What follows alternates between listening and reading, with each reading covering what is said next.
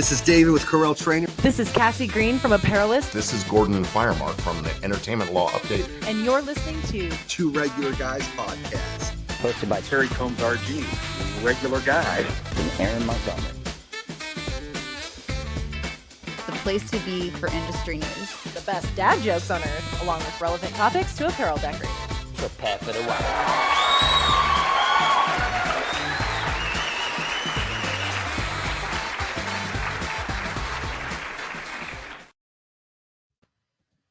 All right, welcome into the show. It is Friday, May 3rd, 2024. I'm Terry Combs, and you can find me at terrycombs.com.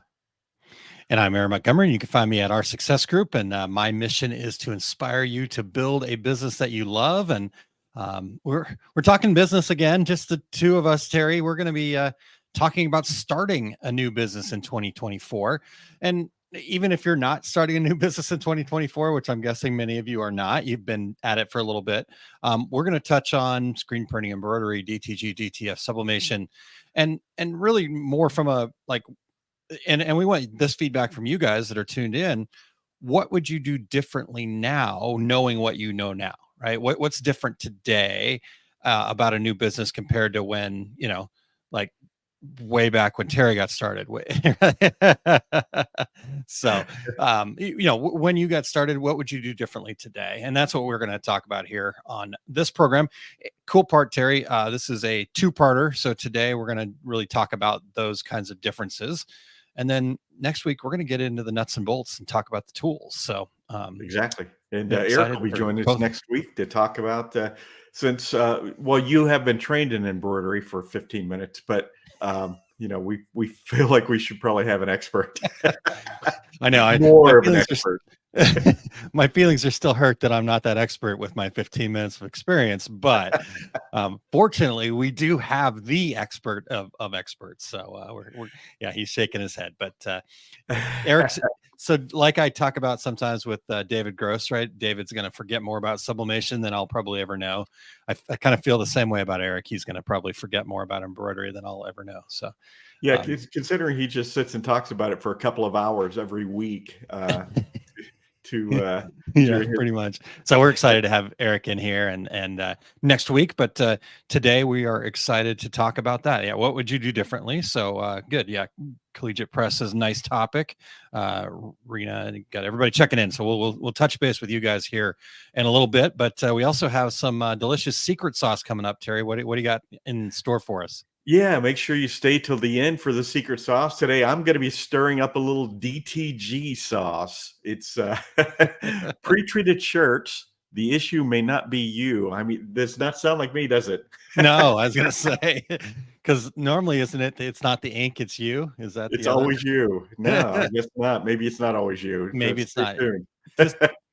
All right. Well, no, I'm looking forward to that. And I love it when you say stirring up too, because it does make me think about like you've got this big paddle kind of witch's brew of just secret sauce that is oozing goodness. So I'm looking forward to that. All right. Well, we do have Cassie Green from the Apparelist joining us here, and she is going to share with us some news or some big news happening over in the Printing United front. I think she's going to get to that right off the top, but okay. Eric, whenever you are ready, I know you got some different buttons to push this week.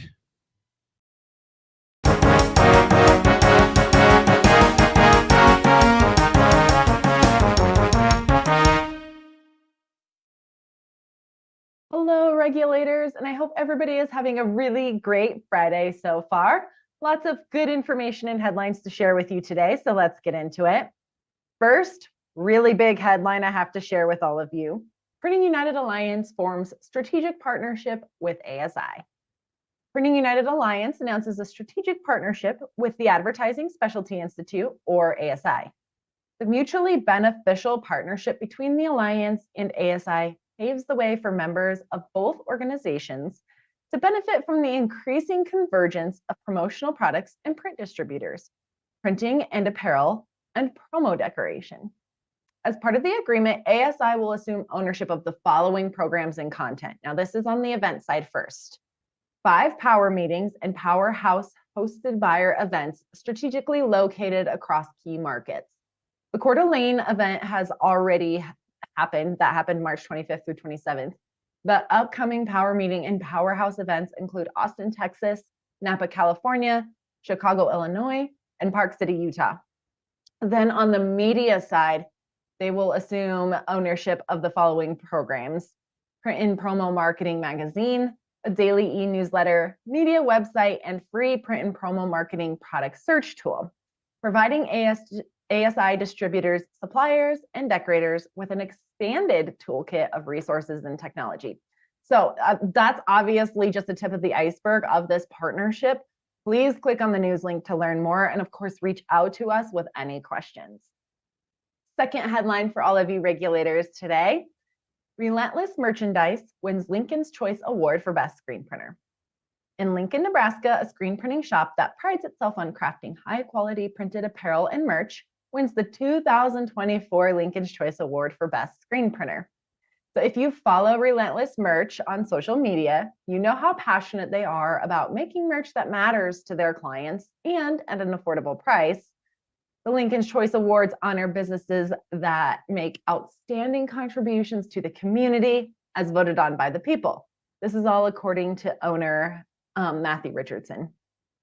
So he says, we extend our heartfelt gratitude to our loyal customers and supporters whose unwavering trust and votes have propelled us to this remarkable achievement. So of course, big congratulations to the team at Relentless Merch. We were first introduced to them during Super Bowl season when they got to print some Kansas City Chiefs gear. So it's great to see what that team is up to. And finally, I know you're all sick of hearing about it, but big news again on the Gildan saga. Former Gildan CEO seeks payout amid proxy fight. So on the heels of suggested board refresh and corresponding proxy announcement, it's recently been announced that former Gildan CEO Glenn Chimandi is rebuffing a probe into his conduct, claiming a severance payment worth $38 million after being dismissed by the clothing manufacturer. This all happened at the end of 2023. So the Globe and Mail reports that Gildan is claiming Chimandi refuses to cooperate and provide information to an external investigator looking into his actions around the time he was let go. The Globe and Mail report also shares that due to complications caused by this recent move, along with attempts by certain shareholders to seek his reinstatement, directors have decided not to make a decision on any payments to the former CEO until after the previously announced May 28th shareholder meeting. So the previous year's information circular stated he was entitled to $20 million under his employment contract. So stay tuned. I'm sure there's plenty more to be hashed out with that. I hope all of you have a wonderful rest of your day. Back to you guys.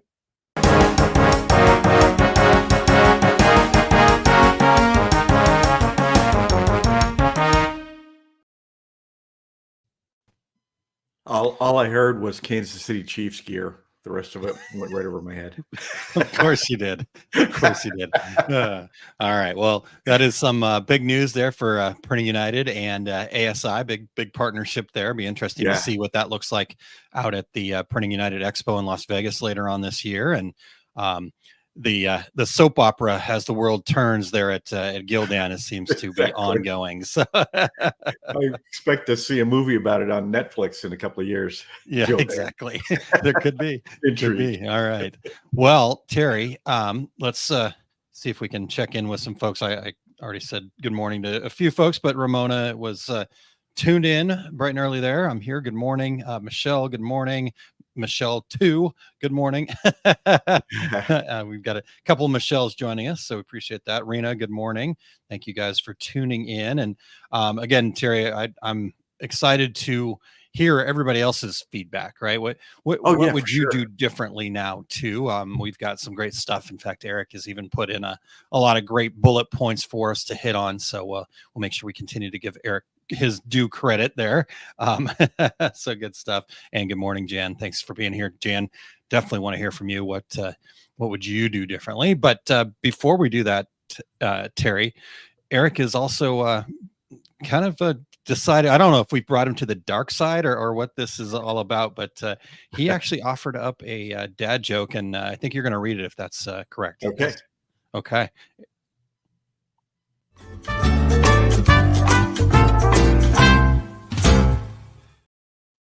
Yeah, I thought that you would put this in, Aaron, but Eric has a pretty good one here.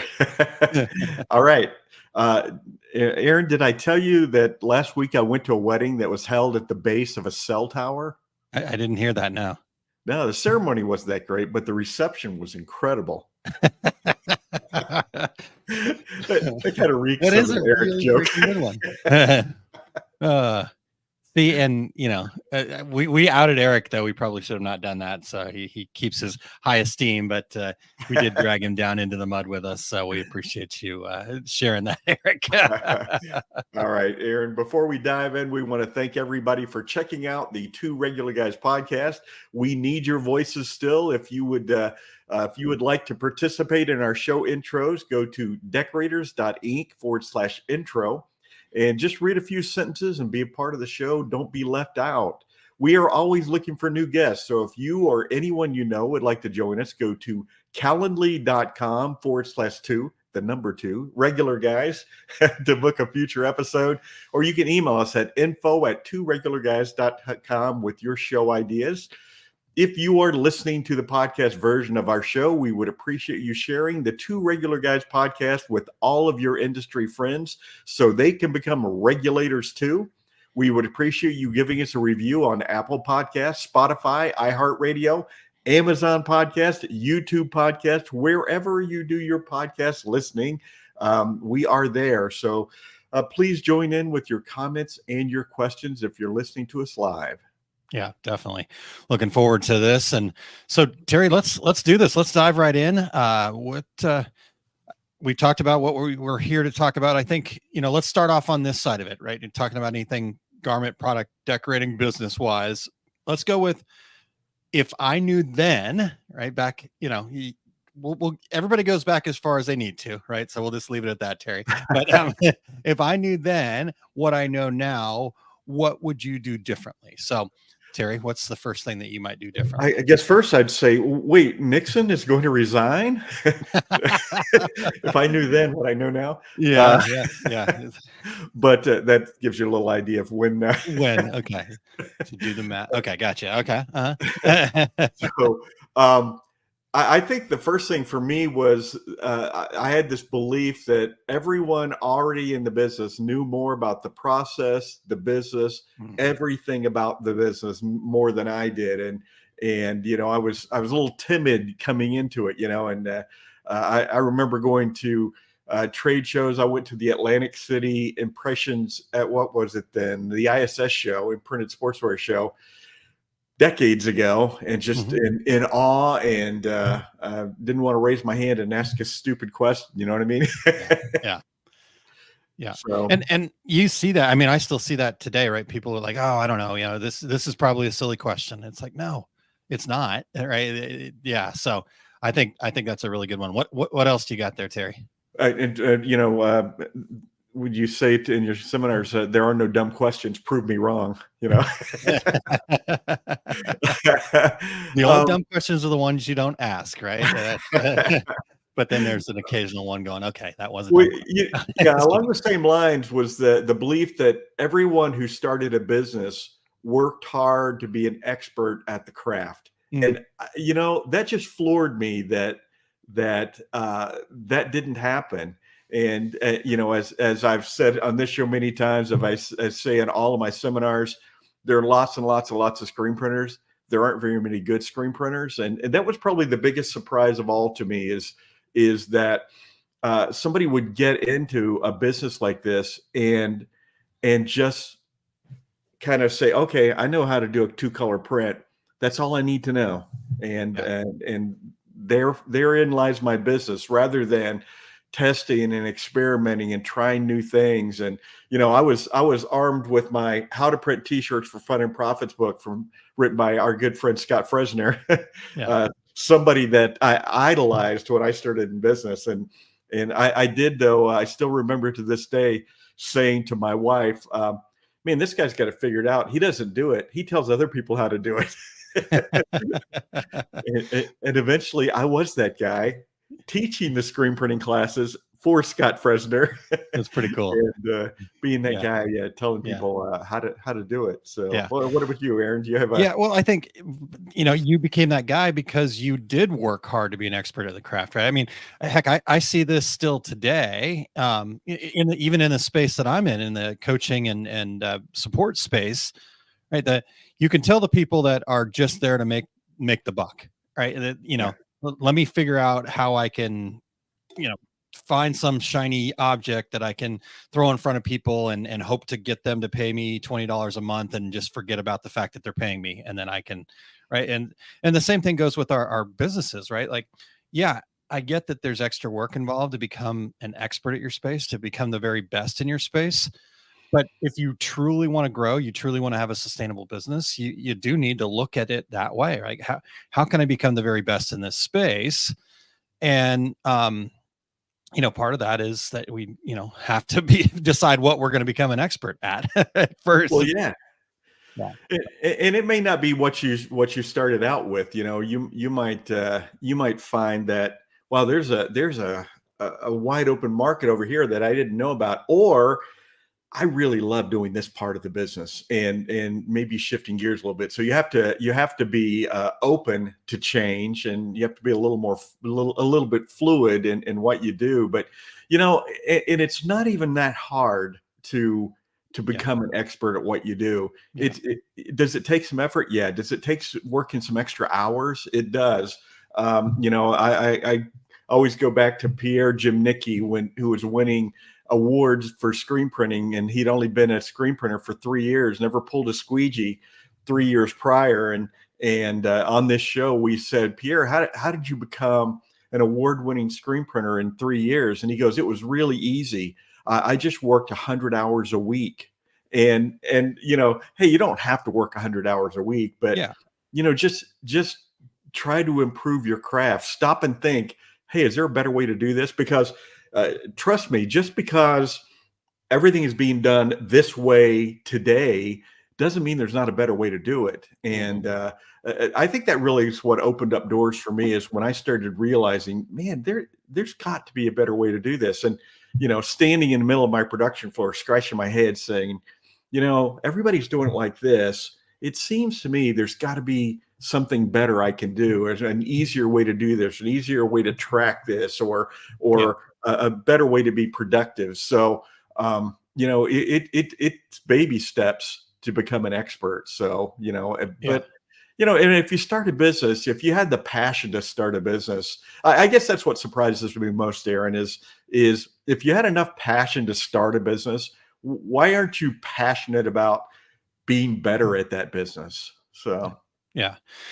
And, a big part of that is you're passionate about starting the business. You got all that fire, and then reality sets in, right? Now you've got an equipment lease that you've got to pay. Now you've got customer demands and all this other stuff. And a big part of that is, I don't know, this is going to sound silly, but we have to slow down to speed up, right? We do have to go back and recultivate that passion from time to time, right? That's what I got in my book, that cycle of, okay, good. You took the action. Now you've got a business.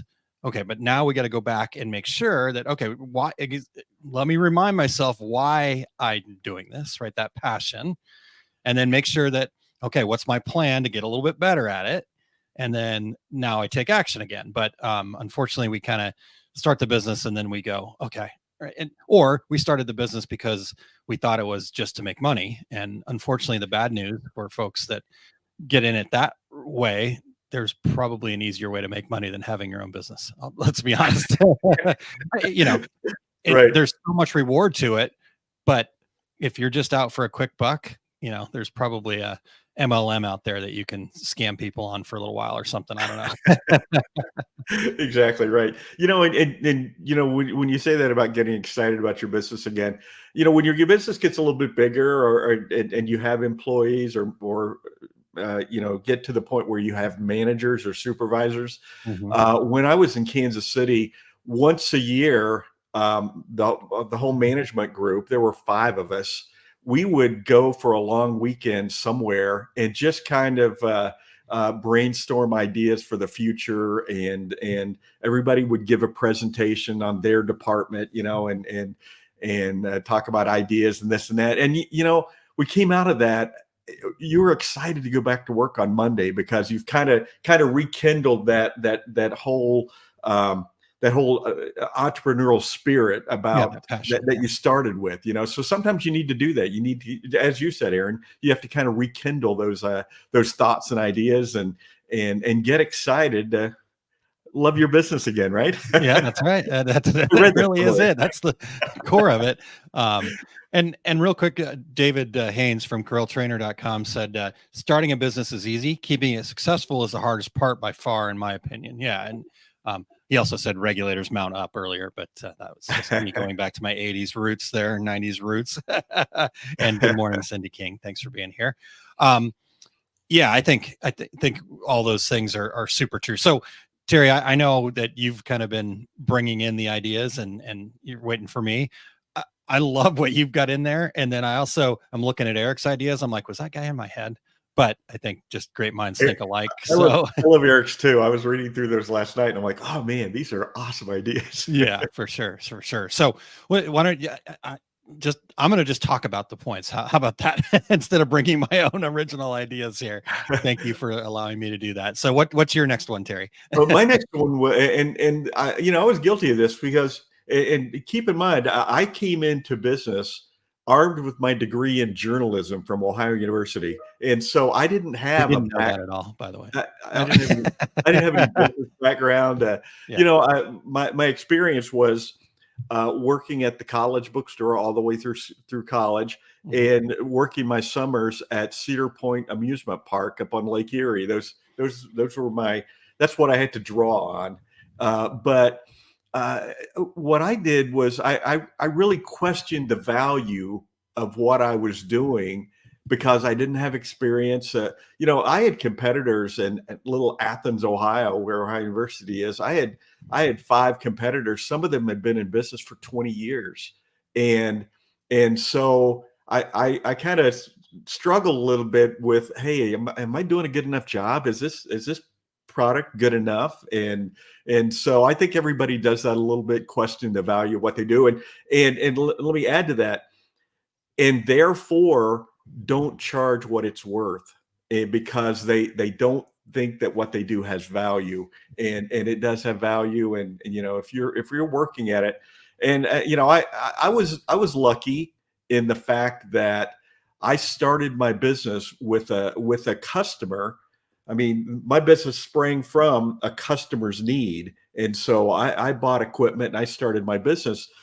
But my customer was buying 40,000 garments a year at the college bookstore, and started bringing it in blank, and I started decorating it. So I had that luxury of having a really, really great customer in my back pocket. But you have to value what you do has value. That's let me end it with that. What do you think? Yeah. I think there's definitely a lot to be said about that. I always kind of point back to the story that I heard. And when I first heard it, I'm like, there's no way this is true, right? I heard it in, it was actually, I think, in one of Jack Canfield's workshops that I was sitting in on, and I heard it. And sometimes, there's a good story, but it's really just a story to prove a point. And I went and looked this one up, and it's actually true. So back in 1939, a student at University of California, Berkeley, showed up late to class and came into the class, and on the board was written this equation, and he thought that was homework. And so he jotted it down, went through class, went home. It seemed like really, really hard homework, but about a month or so later, he takes it to his professor and he said, okay, I'm finally done with this homework. Sorry it took me so long. It was a little harder than some of the other homework that we've had. And the professor looked at it and was like, oh my gosh, that was the unsolvable math problem. And at the time, nobody thought that anybody could solve it. It was, and the professor put that on the board as kind of a way to start it off, that, here's kind of what we're getting to. But what he credits, the student credits it to, was he didn't know that it was unsolvable. So he just assumed it was homework and he went to work on it. So that beginner's mindset actually, I think, is really valuable. So even if you're somebody that's been in business 20 years, 30 years, 40 years, I think there's a lot of value into saying, okay, let me go back and challenge some of the assumptions that I've built up over these 40 years. What can I do differently, right? If I didn't know what so basically, what are we doing that maybe we don't need to be doing anymore, or how can we look at things differently? So I think going back and honestly having that beginner's mindset, I think, can be a real, the new businesses are the ones that are going to come in and change things, cause disruption. They didn't know any better, so they came up with a better way. And Aaron, I've talked to so many people over the years who have said that, well, I started this and I didn't know any better. I didn't know I wasn't able to do this. I didn't know that that somebody else wasn't already doing this process, or so I just did it. I jumped in with both feet. So I had somebody come to one of my screen printing classes once, and he goes, yeah, I should have waited to come to class, but a buddy of mine wanted 150 sweatshirts printed, 4 colors, and it took me 300 sweatshirts to get 150 good ones. But I said, you know what? Well, good on you, man. Because sometimes you just got to jump in there. Sometimes you just have to go out there and do it. Yeah, you sure should have probably waited a couple of weeks to come to class. But I got to credit you for having that mindset of, I'm just going to figure it out. Yeah, exactly. I think that's really, really crucial. All right. Well, let's hit a couple of these points from Eric too. Like I said, really good stuff that we can chew on here for a little bit. So his first point was, I would start looking for my cooperative dream team of other decorators and service providers soon, and not think that I need to do everything under the sun. I think, boy, this is so true, right? I can't outsource that. I can't, right? Like, oh my gosh. To be honest with you, if I were to start a decorating business today, the last thing I would do is go buy equipment.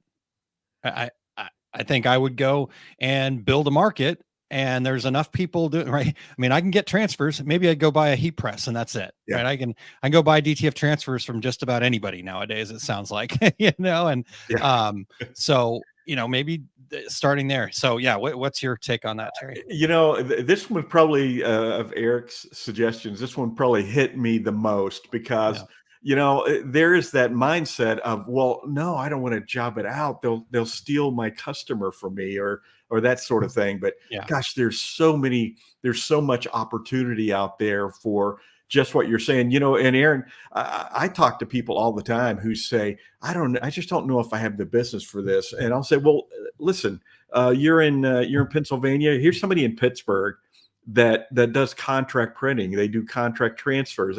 Why don't you start there? And, rather than, hey, would I love to sell you some equipment? Absolutely. But if you're not comfortable, I don't want to sell you anything. Go out there and build your market, and then come back and see me. And I've had people come back 3 years later and say, hey, remember telling me this? You probably don't, but I'm ready now. I'm ready to buy my equipment. So I just love this, because there's so much that you could job out. And in today's marketplace, it's the 1-piece order. It's the 1,000-piece order. It's difficult for you to do everything. And so I think Eric really hit on it here, that find that cooperative dream team. I think that's an excellent suggestion. Yeah. I think so too. Real quick, let's back up just a hair. I want to get to Ramona's comment here, because we said we wanted the regulators to participate, and they're doing just that. Ramona said, to what Terry said regarding value, if you found a need for the product service you are offering, just know that you are not alone. There will be others that want the same product or service, but not the drive to build a business of it. You now provide them with the products and service they are looking for. So, I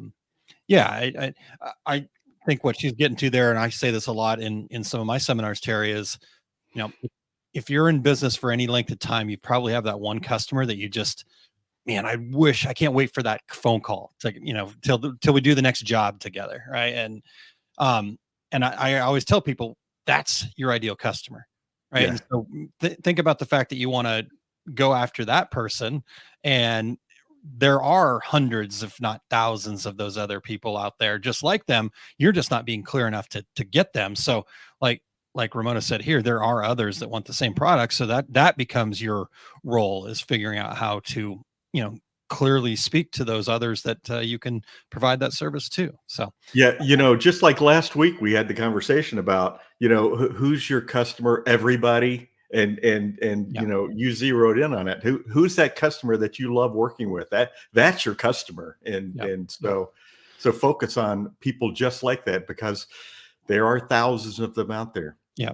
And I think ultimately just lean into your zone of greatness too. I think we, again, want to try to be the jack of all trades. And sometimes, that could be part of your core genius but that doesn't mean that you have to do everything, right? Like, as a small business owner, I think the first thing you should probably quote unquote job out is, unless you really love doing accounting, is a bookkeeper. Right. And, so same thing in your business. Like, do you really, really love screen printing?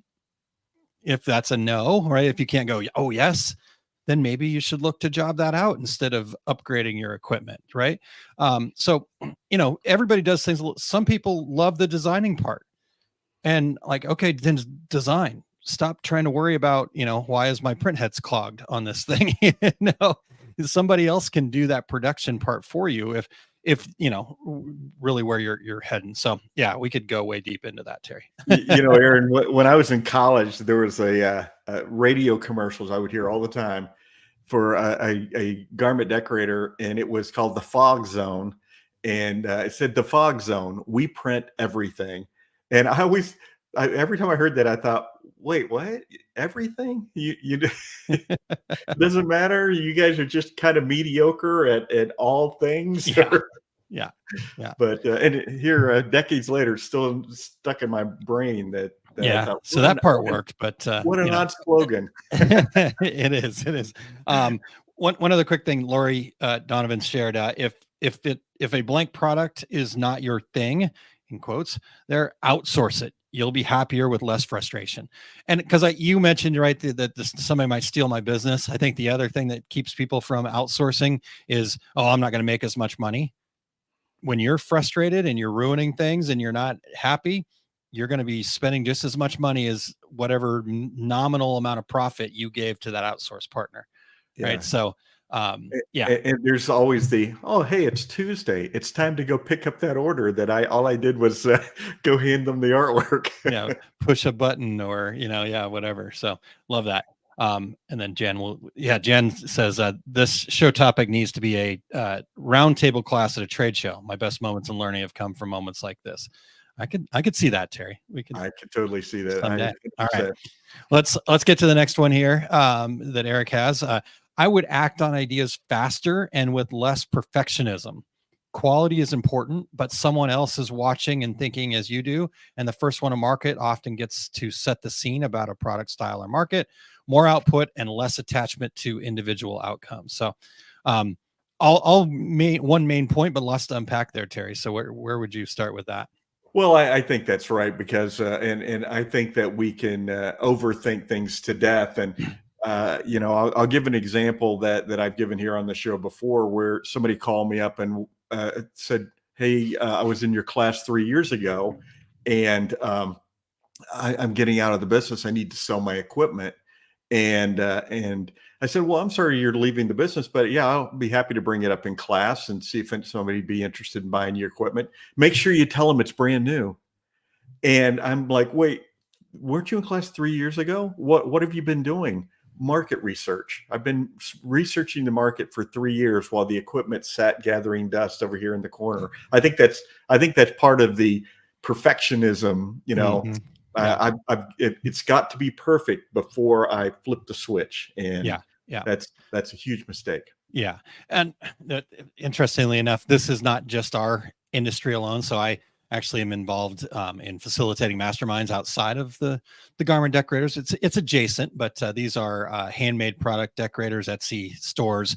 They're actually wreath makers that I get to work with. It's pretty cool. I'm learning a lot about wreaths that I never knew it was such a big deal. So it's kind of cool.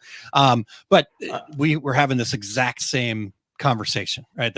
This need for perfectionism. How do I overcome the perfectionism? And what I suggested, and there was lots of good advice, but I just popped in with this little, what I thought was a nugget for her. Change the mindset from a need for perfectionism to, am I proud of my output? Right. So you went back to talking about, becoming an expert, doing the work to become an expert earlier. I think this goes in line. Like, perfect is never going to happen. There is no such thing as perfect. Every time we think we've got something perfect, we put it out there, we get that feedback, or we're like, oh man, I didn't think of that. And then we start beating ourselves up. But if we change our mindset to, am I proud of the effort that I've put in to this point, right? Like, okay, yeah, like your person that did the market research for 3 years. Okay, I want to make sure that I'm doing my due diligence. So I am going to do some market research, but does it need to be 3 years to make sure it's perfect? No. But are you proud of the effort? I think if we can kind of change the mark, because being proud of your effort is way different than being perfect. Because when we're proud of it, okay, I'm proud of what I did, but I'm open for adjustments and feedback. And that's where real success comes. After you put the thing out there, after you start your business, after you, like Eric talked about, you go to market, you get to kind of set that tone a little bit more, but you also get to hear the feedback and can make adjustments on the fly then. But if there's no momentum and you're just sitting there, not going anywhere, then Eric says this too, sometimes you can't steer a parked car, right? So that's that same idea. So I love that part of it for sure. Aaron, I'm very into Hallmark Christmas movies, so I'm kind of an expert on wreath making as well. Oh, outstanding! All right, well, I got some people to introduce you to. Then these are awesome folks. So. A lot of wreath making in those movies. Okay, all right. I'm gonna have to bring that to the group now. Now I can bring something to the group, Terry. This is awesome. Lori Donovan said, my very first workshop, my example was not even close to perfect. I used it anyways to show mistakes as part of the learning process. And I think that's it, right? That's part of the learning process, and perfectionism is going to get in the way of that. So.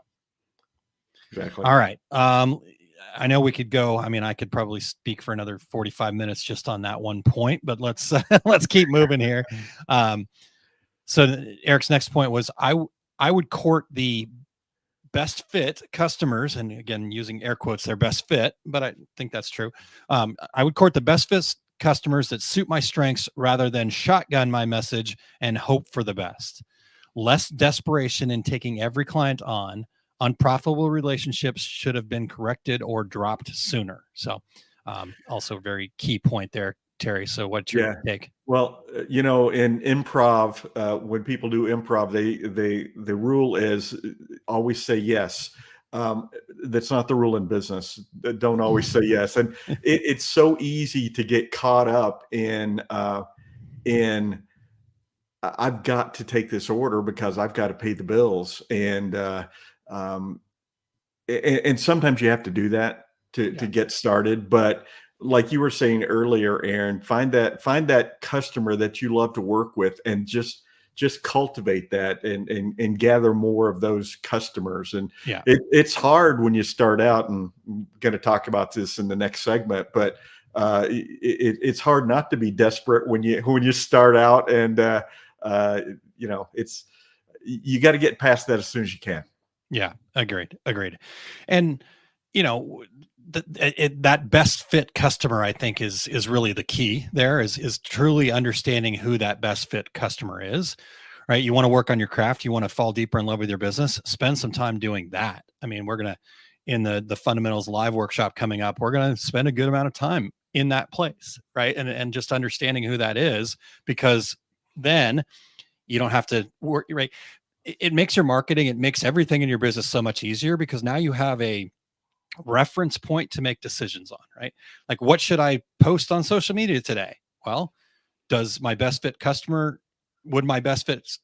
be interested in that? Then post it and let go of, does it have to be perfect, right? So, but if I don't have that, if I'm trying to be all things to everybody, now I'm just trying to be the loudest voice in a, 3 billion active users on Facebook. I don't think we're going to be able to be that loud. I just don't think we've got the budget for it.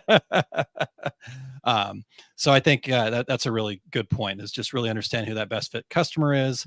The line I always use is, when you try to be all things to everybody, you end up being nothing to no one. So Exactly. Good stuff there. All right. Well, let's take a quick break here, Terry, and then we'll come back and get into the other half of this discussion about what we would do differently today. So let's take that break here, Eric. Are you a small business that's feeling overwhelmed and underpaid? Do you want to find more balance and fulfillment in your small business? We're here to share the good news about an upcoming small business retreat where you can come together as a community to. You are a business owner. Congratulations. Is it what you had imagined or hoped for? Do you love what you get to do, or does your business feel like you have to each day? If you're ready to let go of what's holding you back, simplify your business, enjoy confidence in your future, and start earning what you deserve, join the OSG community in St. Louis, Missouri on June 7th and 8th. Transform your business, implement the fundamentals, and leave in full motion of your plan to fall back in love with your business. Go to osg.link/fun live. You'll see significant progress faster than you think. Why? Because we strip your business down to the foundation, equipping you with the tools for accountability. No stress, no pushing, just fun. It's time to break the cycle of overwhelm. Join us June 7th and 8th, just outside of St. Louis, Missouri. Visit osg.link/fun live. We will see you there. Awesome. All right. Well, make sure you're checking that out. We'd love to have you. The hotel rate that we negotiated is actually the last date for that is next week. I can't remember exactly the date, whatever the 7th is, whatever day that is. So if you're thinking about coming, you want to get a hotel, now's the time. So just reach out to me and let me know what questions you have. We are going to really change some people's businesses, Terry. A lot of things we're talking about here, we're going to actually put that into action. So I can't wait. Oh, fantastic. All right. Well, So- as I mentioned, we're going to shift gears slightly. We're still on the same path, but what would we do differently today? So, Terry, I know you've got some points. So let's go through those first. We'll hit some of Eric's points and see how we do in our remaining time. I think that if I were starting today, and again, armed with my degree in journalism, I would start out and try to be a little better funded than I was. I was very shoestring when I started out, and back to before the break, that makes you a little more desperate for business and doing some things that you wouldn't necessarily do. But figure out what it's going to cost you to get going and keep going for a while, and have some way to fund that. And Aaron, I talk to people all the time who say, well, I took my life savings and bought all this equipment. And I'm thinking, you have some money to buy shirts, right? You have some money to keep the lights on, right? And I don't think that always people can say that's true. Yeah. And I think that's a big challenge for folks too. I was talking to a group the other day where, the reality is, most people though don't get in business and really kind of have this like, okay, I'm going to go start a business. Like I said, you have both ends of the spectrums, right? You have the people that went and bought equipment and then they market research for 3 years. But the reality is most people that are in our industry today, a friend or family member said, oh my gosh, that was a really cool shirt you made for your kid. Can you make me one with your Cricut, whatever? Right. And they kind of happen into it. They kind of come backdoor into it, right? My band, I needed to make some shirts, and now I'm selling shirts to other bands. We hear a lot of that, right? So, yeah. I think you're exactly right. Situation, I was kind of casual about getting started, and then not long after I started my business, I discovered that I was having not one but 2 children. My twins were coming, and so I had to kind of rethink things a little bit. My pricing, for instance. But I think it's a really good point, though, even for people that kind of end up in the business, right? I think that's the way that a lot of people feel, is that going back to my point I made earlier, that we need to sometimes slow down to speed up. Take that moment and really think about, I am going to now be a little bit more serious about this business, right? Go back to the foundation, but what are the numbers telling you, right? Like I get this question a lot. I'm sure you do too, especially in your space, Terry. Like, when should I invest in a new piece of equipment? And, I mean, the real answer, the right answer is when your business can afford it, like when your business can pay for it. But Yeah. the reality is that's not how we do it. We go take a personal loan or lease or, put it on our personal credit card and whatnot. And so I understand there's got to be some balance there, right? You got to get started, but to go all in, maybe make sure you've got the funding, make sure you've got the market first, do what we talked about earlier, where you start outsourcing first, start building that market first. Yeah. I think that's a really good point, Terry, that you do need to think about the funding at some point along your journey, and the sooner the better. Yeah, exactly. Yeah. Well, my next point is, when I started out, everybody was pretty much doing one thing. I was a screen printer. The folks down the way were embroiderers. Somebody else was doing transfers. If I were starting a business today, I would have a couple of decoration methods without going overboard. So if I were starting a screen printing business today, I would also be doing direct to garment or sublimation or direct to film to service those smaller quantity orders. But on the flip side of that, and Aaron, I know you've seen this, and I've had people walk up to me at a trade show and say, yeah, hey, I want to buy that direct to garment printer. I also just ordered some embroidery equipment. My wife I think she just put an order in for a laser, and I'm thinking, wait, do you have experience with any of this? No. But we've got the money and we're going to start this business. And, invariably you run into those people a year later and they're halfway doing 3 of those things. And 2 of them, they've never turned on. And Yep. so, none of them, they're doing well. Exactly. Yeah. Because it's taken just a huge bite instead of a nibble, but I think that today, in the garment decorating space, that you have to have at least a couple of decoration methods, even if part of that is jobbing it out, but you have to be able to service the large accounts and the smaller accounts as well. Yeah. Yeah.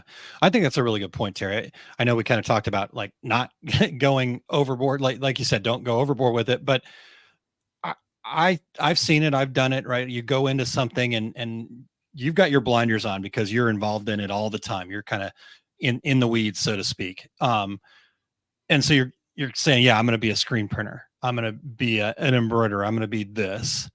And we definitely heard that a lot more. I think we don't hear it quite as much because there is so much more knowledge readily available to people. But the reality is you're none of those things. Right. Like I tell people in my seminars is, we'll be talking about sublimation or whatever. I'm like, if you could take a magic marker and give them the same product that meets their expectations, they don't give a dang about what printer you have, how you've done it. If you somehow held it up and God made it for you, perfect. I'll buy that. We care so much about the tools because that's what we're excited about. That's the industry we're in. We're exposed to it all the time. But your customers don't. But your customers do want you to solve as many problems for them as you can, right? And so I think that's where that comes in. Like you said, Terry, it used to be, okay, I'm a screen printer. I'm doing 1,000-piece orders. I have a 72-piece minimum, whatever that is. Yeah, I'm turning down everything else. Yeah, and there's nothing wrong with staying in your lane there, but at the same time, look at what the customers are demanding now, right? Okay, I may every once in a while have a big job that I need for some special project, but for the most of my time, I'm going to need something that you're probably going to have to digitally decorate. So, find a way. Yeah, I think that's really good. All right. What else, Terry? Well, my next one is today compared to when I started, so much easier to get training before you dive in. And, when I started screen printing, I literally the How to Print T-shirt book, that's how you learn to screen print. Scott Fresner wrote that book, and thousands of screen printers started their business by reading that book and propping it open on a table and following the directions. Today, there's so much opportunity for training. And by training, I don't mean YouTube. Hey, there's good stuff on YouTube, but there's opportunities to go out there and learn how to properly do this business. And again, in my screen printing classes, half the people in my classes are already screen printers. Why are they in my class? they want to learn how to do it right. Mhm. They jumped in and they watched some YouTube videos. I hear every hand that goes up. I've watched some YouTube videos, and they learned all the wrong ways to do the process. And I'm not saying my way is the perfect way, but my way is based on decades of experience doing this. Yeah. So don't skip on the training. You know, if somebody's charging $500 for a training session, go do it. If somebody's going to come in and they charge you $1,000 to come in and help you become an expert embroiderer, spend that $1,000. The opportunities, there's a lot of knowledge out there, and in today's world, it's so easy to tap into that. So get as much training as you can. Yeah. Yeah. I mean, I'm getting the same thing on the business side, Terry. I mean, you know, we've not filled up the fundamentals live like I thought, and people are, you know, got all of the reasons, and they all make sense. But at the end of the day, right? Like, why would you not come get? I don't know. I think it's really hard because we're supposed to be able to figure out how to do the business, right? But the reality is, success is a team sport. And like you said, can I get the information off of YouTube? Can I figure it out? Absolutely. You can start there. But if you're taking all that as gospel, right, we've got to put it into action. And, you know, that was our intention with the in-person event, is say, okay, you could watch, you know, our OSG live on Wednesday morning. Heck, I talk about it here more often than you guys probably want me to. But the reality is, we can get all this information, but how do you put that into action? So I think, like you said, it's so much easier, but it's also, there's so much more of it that you've got to be willing to put your hand up and say, okay, I'm going to do this. I'm going to make this commitment to myself. I'm going to go to Terry's screen. I might be an quote unquote expert screen printer, but I'm going to go see what I can pick up. I'm going to see if there's a new technique, different way to do it. I think that's really important for folks too. So what else, Terry? My next one is, speaking of ease, today it's so much easier to research companies and the equipment before you take the plunge. And gosh, Aaron, I hear yesterday I heard someone say, "Gosh, I wish I had found you guys before I bought this equipment." And I hear it all the time, because there are a lot of people out there selling equipment, patting you on the head, calling you 12 times a day. And as soon as you get the equipment, you can't get them to pick up the phone again, and you're lost, and you've given up. And so check out before you buy anything. Don't go to a trade show and say, "Oh, here's my credit card." Do a little research, find out, talk to their customers, and hey, when you had a problem, were they there to help you? Or is this equipment really reliable like they say it is? Is the ink really 10 cents a garment? And by the way, it's not. It never is. But there are people out there saying things like that. Oh, that print, yeah, that's 10 cents an ink. No, well, it's $3 an ink. But yeah, you know. But the math won't work if I don't make it 10 cents. Yeah. Exactly right. So I would say, if I were starting business today, I would research, and not for 3 years, but buy from people that you're comfortable with, people that you feel are knowledgeable about the industry, and maybe a little bit passionate about the industry. Yeah. I think it is really important, and I think, you know, that's why I'm so grateful that the trade shows are back, right? That they're, you know, the aisles are full, the vendors are finally coming back, you know, at least the ones that are again passionate about making sure that the customers do have that relationship, right? Like, if your vendor doesn't go to a trade show, I might question that a little bit. I don't know. I mean, maybe this is just my perspective and lens, but I want to get out there and meet them face to face. Yeah. I mean, this is great. We can do this all day, but if I'm not able to, you know, go shake Terry's hand, Terry seems like a good guy, but once I get him right there in the eyes, then I can know for sure that he is a good guy, right? So you guys can just take my word for it with Terry in this case, but but others, no.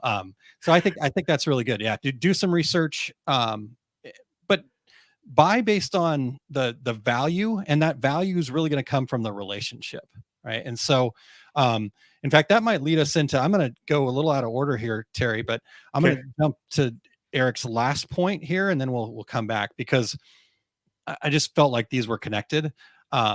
He said that he would work more on personal customer outreach and relationship building.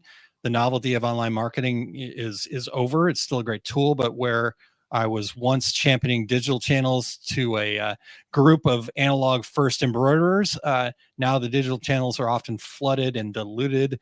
And he's using big words I can't read, so I'm just skipping them. But whereas depth of relationship and serving underserved communities and needs, as well as generally staying people first, will always be powerful.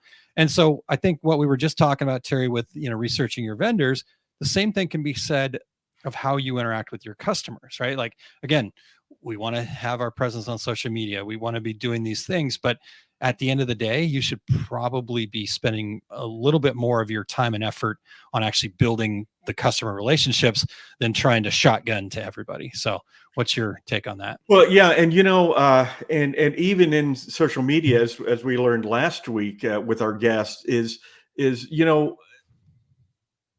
don't go on social media saying buy my product. Go on social media and introduce yourself to people. Let them know who you are and what your values are, and so I think that you can use that tool for this. But yeah, I think you're right there. I think Eric's right that those personal relationships are of utmost importance. I mean, I have customers call me on Sunday and just not to buy anything, just to say, hey, I knew you'd be interested in this. Look, check out, I'm gonna text you a picture of what I'm printing right now. It's super cool. And but an example is somebody that was under license printing a bunch of golf towels for the Eras tour for Taylor Swift. Oh, cool. And he goes, man, I know you'd want to see these. He was doing 3,000 of them. And I mean, that is a personal relationship with a customer and with the sales guy, that because he knows that I am passionate about decorating in the industry and things like that. And it wasn't a sales interaction. It was, I knew you'd want to see this, and he was right. Yeah, for sure. And I mean, I think about the regulars here, the people that are regular listeners that tune in, right? I mean, that shows, and that should be a value to your customers, right? You're showing up, listening to a couple of guys talk for hour plus. Obviously, we're going to have a little fun while we're doing it, but at the same time, can we learn? Can we get better together?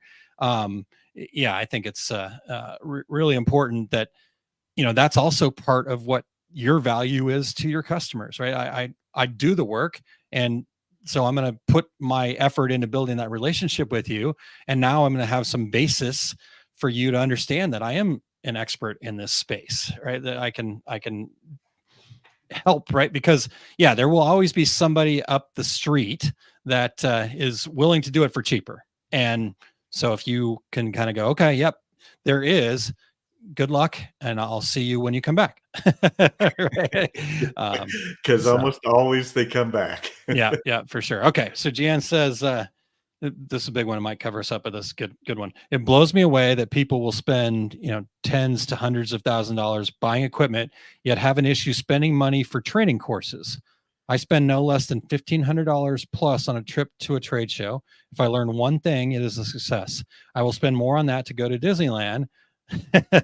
My point is, why would you not spend at least 5%, 10% of your money you make a year for business improvement?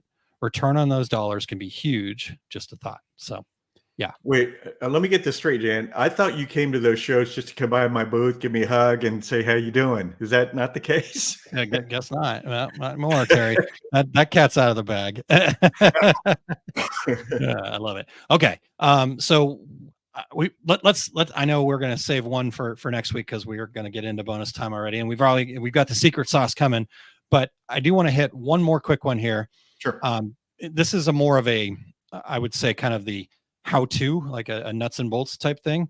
And Jan says that is certainly a high point of the show. So, all right. Here's what Eric's point was: curate my market samples more clearly and dive deep into unique specialties that I can best service. Believe and invest more in unique concepts and showing my solutions. Terry, I think this is really crucial too, because we do kind of want to be generalists. That's our when in doubt, right? When we don't have a belief in ourselves, we tend to go to the protective, safe part of being kind of a generalist, right? I'm a screen printer. I can, but I think what Eric's saying here, and I think this is really important, is what is the thing that makes you unique, right? What is your unique selling USP, unique selling position, or whatever? I don't, the acronyms crazy, but what makes you unique? And I think curating that, really understanding that can be really crucial. And I think if I were to start a business today, that's what I would really focus on. What makes me unique, right? I think there's really three key components of this. What makes me unique, who my ideal customers are, and then how those two things align become the product mix. Yeah. I have two thoughts on this. One is, I do seminars on specialty inks. And when I bring it up in the seminars, I'm like, most of your competitors don't do any of this. And here's how you do this one. Here's how you do this one. Yeah. This one has been around forever, and almost nobody does it. It's super easy to do, and so show that you can do some things that maybe other people can't do or aren't doing. The other side of that is I'll have somebody say, "Gosh, I just hate doing puff ink," and I'm like, "Well, why do you have 3 samples of it on your wall then?"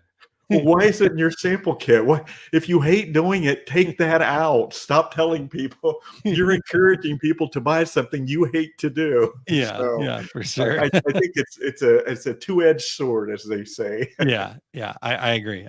Okay. Well, there we go, Terry. I think we covered a lot of great points. We appreciate the regulators and all of their input as well. Stay tuned for next week. We'll be diving into part 2, where we get a little bit more into the nuts and bolts of the actual equipment and supplies. And we've got one carryover point from Eric. But as we mentioned, Eric is going to be live with us next week. And so we're excited to have him join us on screen here. So I don't know. It maybe it'll be a short one next week. Terry, what do you think? You and me and Eric. Yeah, it'll be short. Yeah, not happening. So plan a little extra time next week. Okay. No, it's going to be great. We're looking forward to it. But Terry, I'm going to jump in with real quick where people can find me and kind of what's going on out there. And then you, and then I'll share Eric's, and then we got secret sauce. So still more to come. Hang in there, you guys, but great points and great conversation today.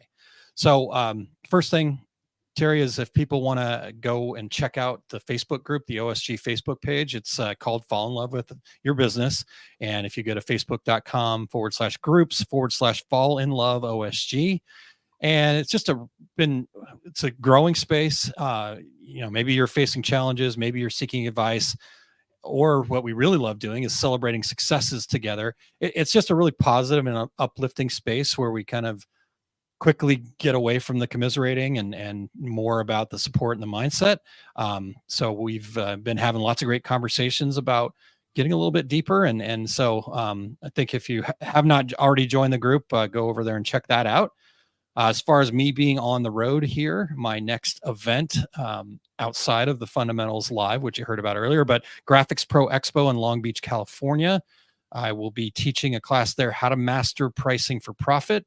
And that'll be happening. I'll be teaching on June 15th at 11 a.m. Pacific time there. So I believe that show is 13th, 14th, and 15th. I can't remember if it starts on 13th or if it's just a 2-day, but I'll be there the last day, hopefully a little bit before that as well. So that's kind of what I got going on. Terry, what about you? My next screen printing class will be in Chicago at Atlas Screen Supply. That is June 8th through 9th. That class is filling up. If you're interested in coming to Chicago, it's 10 minutes from O'Hare Airport, so it's really super convenient to get in there for the class. And I have several other events that I'm getting finalized over the next couple of days, so I'll have more to say next week. Okay. All right. Well, stay tuned for that. As far as Eric is concerned, he has got the Take Up. So if you want to talk some embroidery here, that happens at 2:30 Mountain Time, and you can find more information at ericcampbell.com. Today is episode number 188, The First Days in Digitizing. what I do differently, in which Eric will continue on from our topic here today and focus on his early days of digitizing. So the difference in how the work is done today, as well as the resources that are available here in 2024. And also discuss what he'd do differently, both due to his experience and just how things have changed, how the craft has changed over the years. So another great show to jump in, share your journey, ask questions, just be part of the program called The Take Up, happening at 2:30 Mountain Time today. Again, go to ericcampbell.com and you can get all the details for it there. I have a question about paper tape when he has his show on today. Okay. All right. Well, you got to tune in. Just so add that at 2:30 Mountain Time today, Terry. I'm sure he'll love to answer that for you. All right. Well, I'm a little hungry here, Terry. Can I get some secret sauce, please? Absolutely. Let's do it.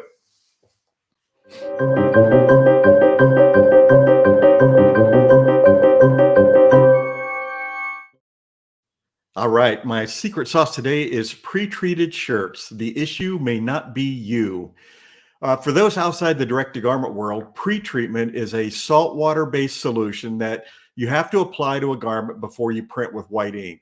Without pre-treat solution, the water-based DTG ink, and it's all water-based in the DTG world, the ink will absorb into the garment and disappear. So pre-treating causes the white DTG ink to start to cure from the bottom up, and much like flashing in an underbase and screen printing, it keeps that ink up on top of the shirt. So pre-treat is most commonly sprayed onto a garment using an automatic pre-treat machine, then heat pressed to dry it.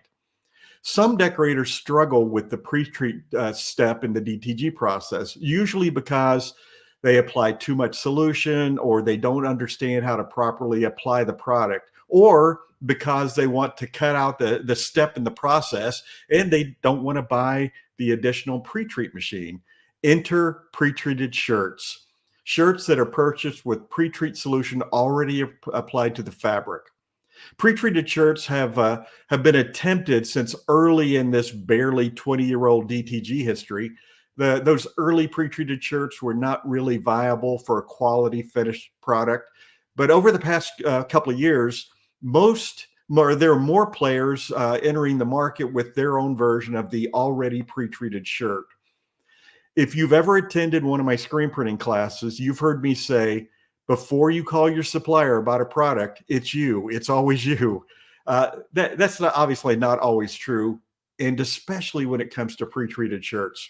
I saw a post recently online where someone said, I don't know what I'm doing wrong with this DTG print. I know it's not the shirts because I bought them already pre-treated.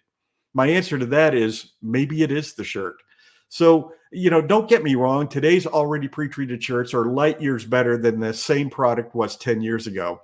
But some are better than others. And some colors within the same brand and style are better than other colors.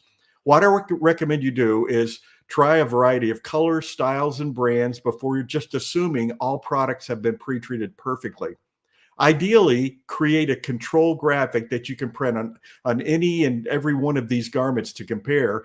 And until you can find a better product, steer your customers away from difficult colors, or if you don't have an opportunity to pre-treat the shirts yourself. These pre-treated shirts will get better and better, but for now, the issue may not be you. That's my secret sauce for today.